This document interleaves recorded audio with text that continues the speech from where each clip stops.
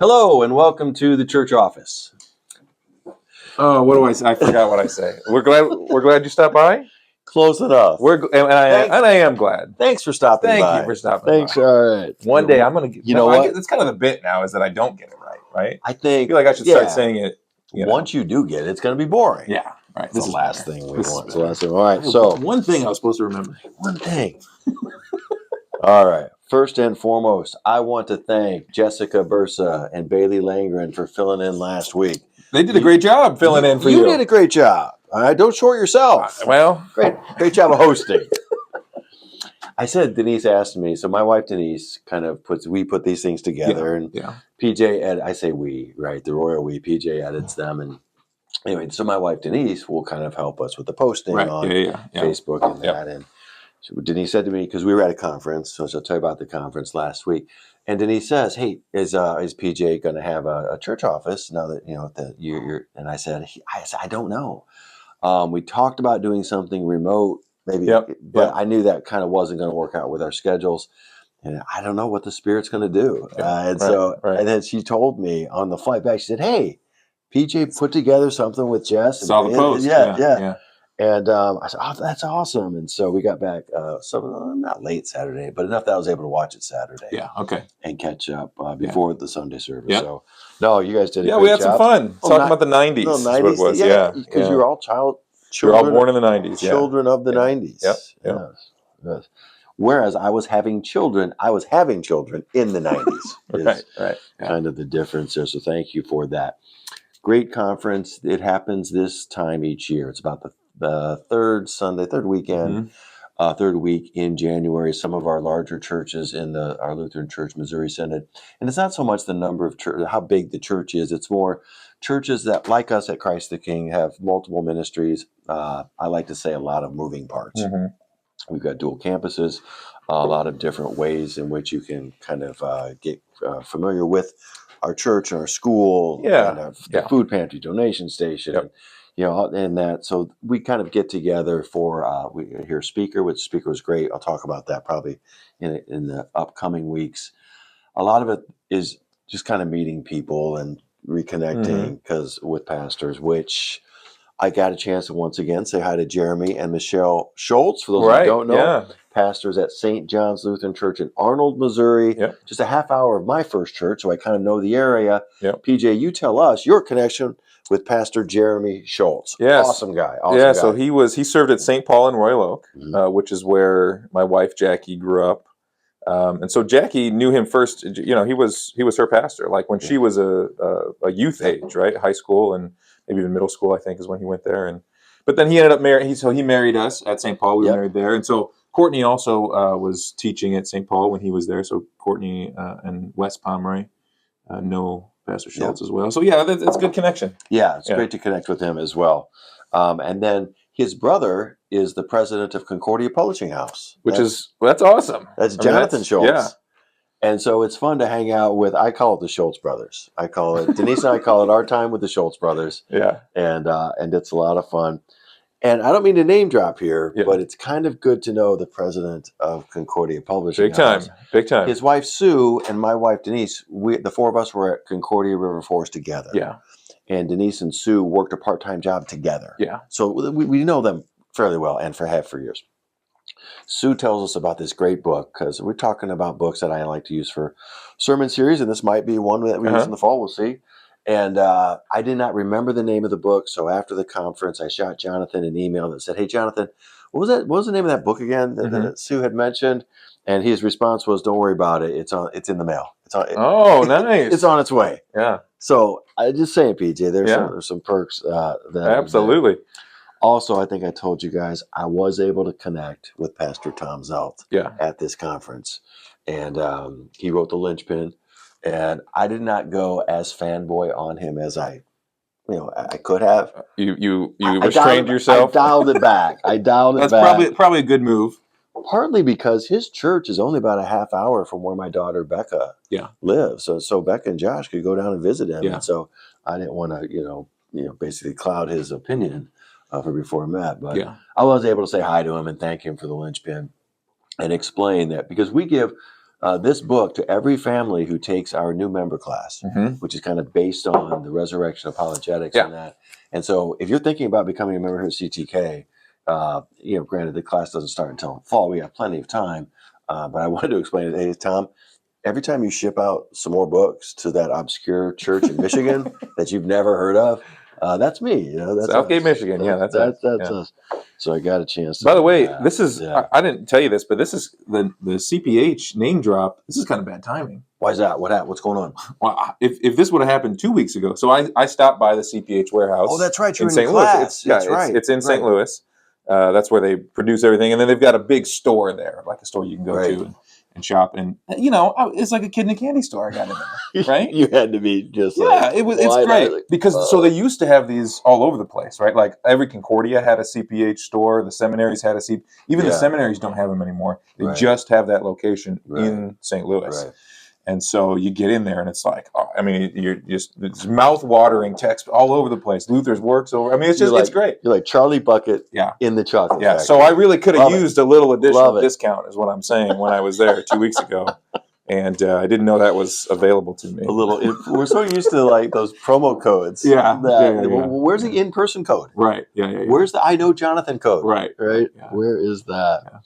All right. So, speaking of which, another thing that Jonathan is doing and CPH is doing, and I learned about this program at the conference, is they're working with churches that have food pantries, and they send out arch books so that in whatever food, however you distribute food to your folks, those families will get a free arch book. Which is awesome. I hope everyone that's listening is at least familiar with what an arch book is. I should have brought one. I should have brought a hands-on one. So we'll have plenty of time. We'll have plenty of time. But they're great. They're kids' books that explain the Bible. And there's, I don't know, is there 1,000 arch books? I think there's 600 arch books or something now. Right? Well, they've got, their goal is to get 52 of these arch books to the folks so that if you're a family and you're receiving, I'm not exactly sure how. I think the way that our distribution works, it might not be every week to all the families. They're staggered a little bit to make sure that we can serve as many families as possible with what we have. But the point is, Jonathan's goal is to get 52 of these. At the end of the day, a family is to have 52 arch books. That is one awesome. for each week. That's his goal. That is awesome. And he was telling us about it because he's a sponsor. CPH is a major sponsor of this conference. Yeah. So he's talking to all the pastors who were there. It was kind of funny. He was explaining kind of his vision for how he wanted this to work. And his folks like, Jonathan, you can't do this. They're not cheap. This will cost too much. And Jonathan's point was, no, we're going to do this. Yeah. That's why we're here, right? Because that's why we're here. Yeah. Exactly. He says, if people need food, they need the gospel too, obviously. Right. Well, so from that standpoint. That's awesome. So, yeah. All right. So we got that out. It was a great conference, but it's great to be back in that. So before I go any farther, I'm going to shout out to our good friends at White Furniture. All right. Where you are pampered, not pressured. You nailed that. I got that. Sure. Well, Scott had to correct me a few times. But I got it now. Can't get the intro. Well, that's probably better, right? Yeah. We need to. Yeah. Yes, we need to shout out to our friends at White Furniture there, in the heart of lovely downtown Wyandotte. Yeah. All right. What else do we got going on? Let's talk about some events that are coming up, and one of them is there's two events that are connected. One of them you're going to see this weekend, and then it's at the end of February, and it's connected to our ministry to Children's Hope Chest. Which Will Crooks was there as well. Oh, I didn't know you got to hang out with Will too. I got to hang out with Will cool. as well. Will's a great guy. Yeah, Will and Orion. Yeah. Was there because they always make it to. Yeah, so you met these people. These are the people that came in from Hope Chest. You met Will. Yeah. You met Orion. He helped us out this time last year. The group, we have fun, and so the Friday night banquet always has a theme, and the theme for the Friday night for this is Ken and Barbie. Oh, because okay. the Ken and Barbie movie. Oh, yeah. So That came out like a year ago. Yeah, you were supposed to kind of dress up as your homage to Ken and Barbie. Okay. I just figured Ken would wear a blue quarter zip pullover with khaki pants. You mean what you're wearing right now? Is what similar to that. Yeah. Similar to that. Yeah. So we didn't win. Denise and I did not win. But they have a category for the pastors and their wives and the sponsors, and Will and Atkelt and Orion, they did win. Oh, okay. They did win. I don't know. I should took a picture of them with us. Yeah. You know, that we have fun with it. But anyway, so here's what's happening during the month of February. PJ and I are going to kind of update our congregation on our ministry in Guatemala with Children's Hope Chest. Our goal is to get 7 new sponsors. If we can get 7, that would take us to around that area of 45. Mhm. There are currently 14 children connected to the ministry. They're benefiting from the nutrition, the vacation Bible school there at the church led by Pastor Cesar and his wife, Nomi. But they don't have a sponsor. Okay, so they're in the not community, directly but they're connected. unsponsored. Exactly. Yeah, They're not yeah. directly connected to a sponsor. So that's our goal. There's 14 of Yeah, them. to try to get those kids sponsored. And so the other pastor that we're partnering with, Bethlehem Lutheran, Dave Languish, and his wife Lynn, they were there as well. Okay, you got to catch up. So got a there. chance to That's catch good. up with Dave and Lynn. Yep. And so that's what will be kind of, it's not a huge push during the month, Mhm. but we're going to be mentioning it, getting out in front of you as well. If you've been thinking about it, or you'll see some of the publications there, and you're considering it, and you have questions, please don't hesitate to talk to me and PJ. Yeah. So 2 of the fundraising things that we're doing, the Sunday School Bake Sale, which is here on Sunday. We've had that before, and so that'll be all weekend. So if you're here on Saturday or on Sunday, those proceeds go to that. And then also at the end of the month, we're having what's called the Have a Heart fundraiser. It's offsite, and it's kind of, you might remember kind of how this came to be. A couple years ago, what happened was kind of funny how this fundraiser was born. That year, we had so much rain in August, the golf outing had to be canceled because the course closed. Right, yeah. Yep. But you still have all this stuff that you've gathered for the golf outing, that you've got for prizes and giveaways and this, that, and the other thing. We thought, well, what are we going to do with this? And we thought, well, let's have an event offsite. So we'll go to a place, and it was actually in Wyandotte, if I'm not mistaken, I think, if I remember correctly. And so, we got together. Well, we had some fun, and then we gave this stuff away. It was a great fundraiser. We thought, well, you know what? Why don't we do this in addition too? Yeah, it's like, hey, this was a blast. It was a lot of fun, fellowship. It's in the bulletin. So if you come to the bake sale to get something, we'll have some publications there. But these things are connected. That also helps our ministry to the Children's Hope Chest. Yeah. I'm hoping to lead a team on a trip the week after Easter. It would be the Tuesday through Friday after Easter. And I know that's Easter break. And so for some of our families with the young kids, probably it might not work. But if you're interested in the ministry, maybe you're currently a sponsor and you're like, oh, I'd be interested in that trip. Talk to me about it. And because I'd love to lead a team down there to see the care point, meet the pastor, kind of see some of the things that are in action, see the community. So we're just kind of throwing that out there. We'll have plenty of time to talk about. So definitely reach out if you're Yeah. thinking, okay, I'm a part of this. I'd like to maybe do a trip. Reach out. Yeah. Yes. And if you just like to learn a little bit more about what it means to sponsor a child and get involved in the ministry, please consider that. Yeah. Because it's a difference is being made. Yeah. A real difference is being made in this little part of the world with this community, and that's awesome. All right. So wanted to get that out there. The bake sale there. All right. Oh, Super Bowl subs. Bam. I still have not gotten mine. I've got to do this before lunch today. I've got to get the subs. Here's my suggestion to you. Take this. Yep. This is my example. You do this. Yep. You see the bulletin board? We can see the bulletin board from You here. can't see this, but we're looking out towards the West Gallery. Yeah. Yes. So you can see the sheets from here. They're in the West Gallery on the bulletin board. PJ, this is what I did. So Gina Davidson, our awesome youth leader, is kind of organizing. She does a fantastic job. Yeah. Her husband, Dow, is one of our elders at the 11 o'clock service. Yep. PJ, I put all this together, and this was my plan. I filled mine out. Yeah. I'm going to get 5. I'm not going to eat 5 at the same time, but back in the day, I would get multiple subs. You can freeze these things. Okay, I was going to ask you how well they freeze. I would get 10. Yeah. Sometimes 20. Yeah. And I would throw them. That's what I'm thinking about. I would throw them in the freezer. Yep. And I'm not kidding. I would buy them this time of year. Yep. And during the season of Lent. Oh, for dinner for Lent? On Wednesdays. Oh, yeah. On Wednesdays. Denise said, what are you going to do for Lent? What are you going to do for, I got church at 3:30, church at 7. Right. And Denise says, what are you doing for supper? And I go, get a sub. Yeah. I'd go down, I'd grab a sub, maybe 2, depending on Yeah. how much energy I expected to exert that day. And yes, they back in the day, I can't imagine things have changed. No. They freeze great. Okay, that's you good. nuke it for a little bit, Yep. and away you go. Okay, So anyway, I think I'm going to do that. so you do that. All right. So look for this. I filled mine out, and since Dow's the elder this week, Yeah. I just put it right on the bulletin board in the usher room. Oh, perfect. He can't Yeah. miss it. That's my advice to you. All right. All right, so we do that. I was hesitant to bring up the Super Bowl subs Because of the name. because of, The name. Well, I'm confident that there is the copyright issue. There is the copyright. All right, so I wasn't even thinking about that. You're right. I was the big yeah. Oh, you know what? I wonder how much trouble Gina could get in.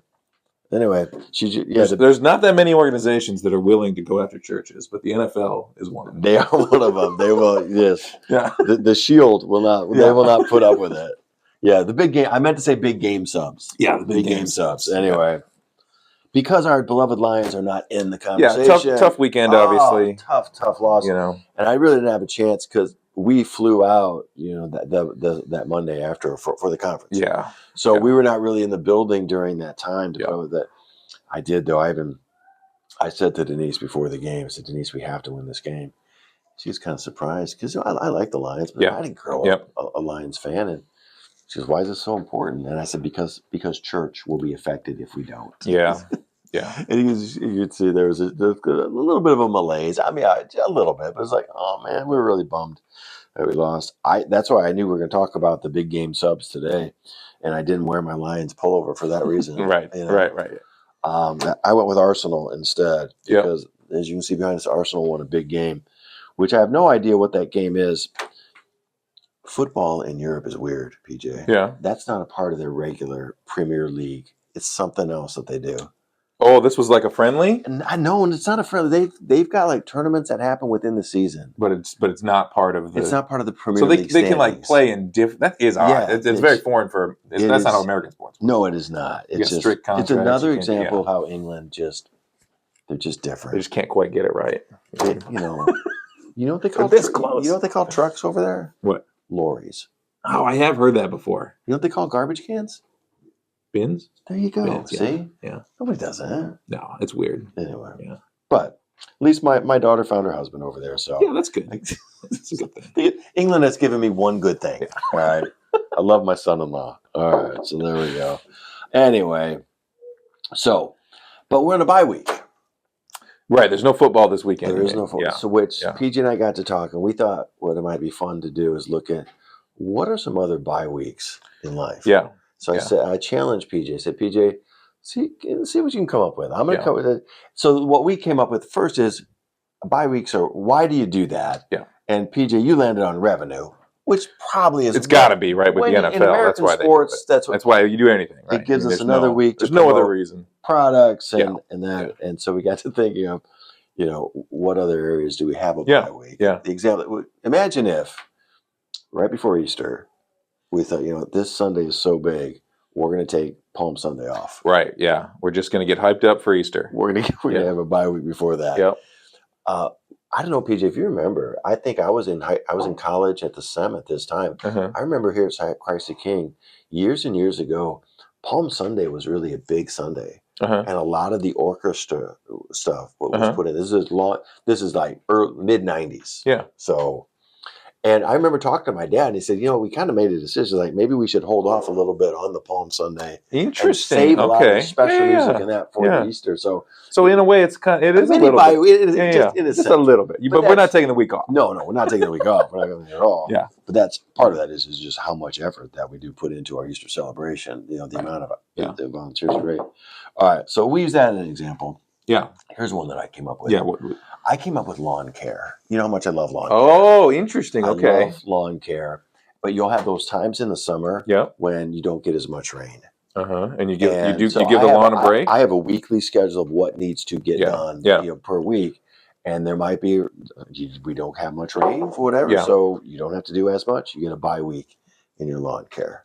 Okay. So that's what I thought of. Where my mind went was I was kind of thinking of, after an injury or maybe even a surgery. Oh, okay. You kind of take time. But what is interesting to me is, and I never thought about this before, but some injuries, you have to work them. Right. And some, you stay off of it. Okay. And I'm not a doctor. I don't. But I just thought that was I was thinking about it theologically, which is probably You know. Don't even play one on TV. Yeah. So I thought that was, that's kind of like a resting. Okay. Staying with the medical thing. Yeah. All right. I thought about maybe medical things that you were supposed to do that you put off. Oh, So it's not interesting. really, it's like, Okay, I was supposed to, but I don't. Have I told you my dentist theory? I think so. I can't remember the specifics though. You're supposed to go to the dentist for your teeth cleaning how many Yeah. times? Twice a year. Twice a year. Yeah. Well, what if do you really? Who came up with this number? The dentists. Okay. Thank you. Yeah.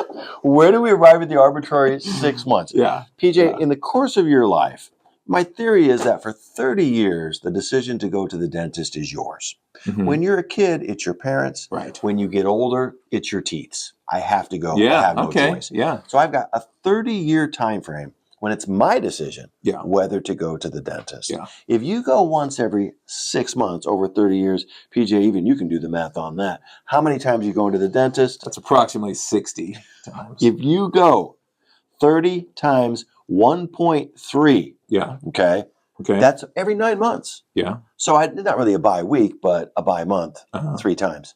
If you go once every 9 months, how many times are you going to the dentist? Is that 50? It is 39 times. Over the 39? over the course I love of your that number. Of course you do.